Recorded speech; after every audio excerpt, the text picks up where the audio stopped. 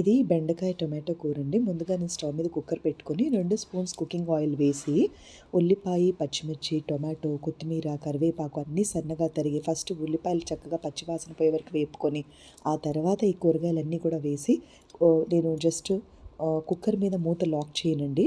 మనం ఎప్పుడు కూడా కుక్కర్ మీద లాక్ చేయాలి అంటే టెంపరేచర్ 100లో పెట్టుకుంటాను. ఇండక్షన్లో అయితే, గ్యాస్ అయితే మీరు లో టెంపరేచర్లో పెట్టుకొని కుక్కర్ లాక్ చేసుకుంటే మనకి ఎటువంటి ప్రాబ్లం అనేది ఉండదండి. నేను జనరల్గా కుక్కర్ మూత లాక్ చేయనండి. జస్ట్ నేను కుక్కర్ని జస్ట్ మూతలాగే పెడతాను, ఆవిరి బయటికి వెళ్ళిపోకుండా.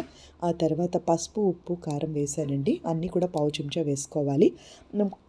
మనం వడ్డించుకునే ముందో లేకపోతే దింపే ముందో ఒకసారి ఉప్పు కారం చెక్ చేసుకొని క్వాంటిటీ కొంచెం మనకి నచ్చినట్టుగా పెంచుకోవచ్చండి. అయితే బెండకాయ ముక్కలు నేను 2 భాగాలుగా కట్ చేసి 4 చీలికలుగా వేసి ఉడికించాను. ఇది వేడివేడి అన్నంతో చాలా